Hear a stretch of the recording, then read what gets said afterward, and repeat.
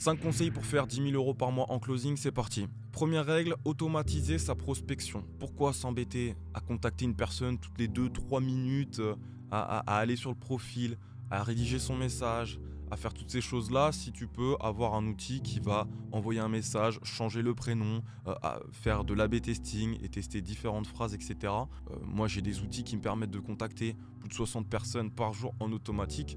Ça me fait gagner un gain de temps formidable. Je me rappelle une de mes premières ventes quand j'ai ouvert mon agence, c'était justement une vente à 15 000 € que j'avais faite grâce à un outil de prospection sur LinkedIn. Voilà, j'étais tranquillement en vacances au Portugal. Je rentre du bar, je vais à mon hôtel et je vois un prospect avec 15 000 € de budget.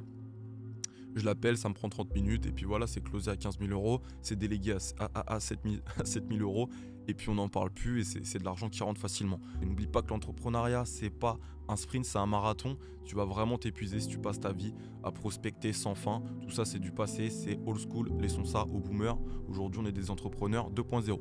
Deuxième règle, créer du contenu en avance. Moi, dans ma vie, je suis en loi de Pareto tout le temps. C'est-à-dire que je vais, par exemple, bosser très dur pendant une semaine et puis après, pendant 3 semaines, je peux m'amuser. Pourquoi ? Parce que j'ai déjà du contenu en avance. Je vais passer, par exemple, 3-4 heures à créer plein de contenu, à faire plein de vidéos, exactement comme maintenant. Et au fur et à mesure des jours, il va y avoir certains TikTok, certains Reels qui vont être postés, certaines vidéos YouTube aussi qui vont être postées chaque jour, chaque semaine.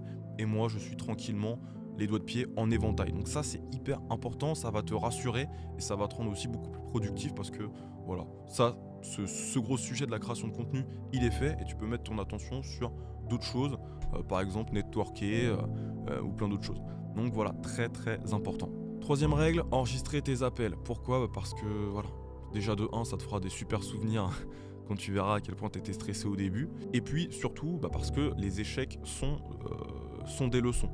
Échouer, c'est pas un gros mot. J'ai passé ma vie à échouer. Mais à la fin, ça fait de moi un millionnaire à 27 ans. Donc il faut que tu puisses enregistrer tes appels pour pouvoir voir à quel moment le prospect a décroché ou justement analyser aussi tes réussites et te dire ah là j'ai bien réussi cet appel, la manière dont j'ai brisé la glace, j'ai bien réussi, je vais essayer de garder cette phrase, etc., etc. Et puis ça peut même te faire du contenu si un jour tu deviens tellement successful que tu deviens coach, etc., etc. Quatrième règle, avoir un tableau de relance. Money is in the follow-up.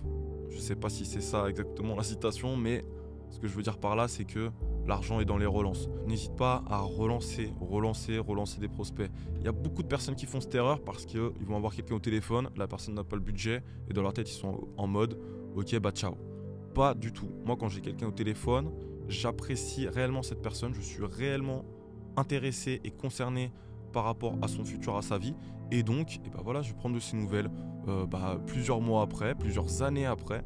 Et bizarrement, plusieurs mois et plusieurs années après, la personne, peut-être dans sa vie, il y a des choses qui ont changé. Donc elle a peut-être plus de budget, peut-être elle a eu le temps d'analyser mes réseaux, donc elle me fait de plus en plus confiance. Peut-être elle a vu aussi mon évolution au fur et à mesure du temps. Donc c'est hyper important de relancer ses prospects de plein de manières possibles. Ça peut être répondre à des stories, ça peut être appeler directement la personne, envoyer un petit message, faire toutes ces choses-là en fait. Il faut vraiment être sincèrement bienveillant et en général on fait du business en étant dans cette vibe-là. Et puis, 5e règle, celle-là c'est la plus importante, c'est être abonné à mon Instagram.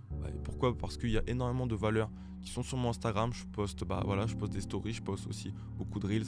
Et puis dans ma bio, il y a tout.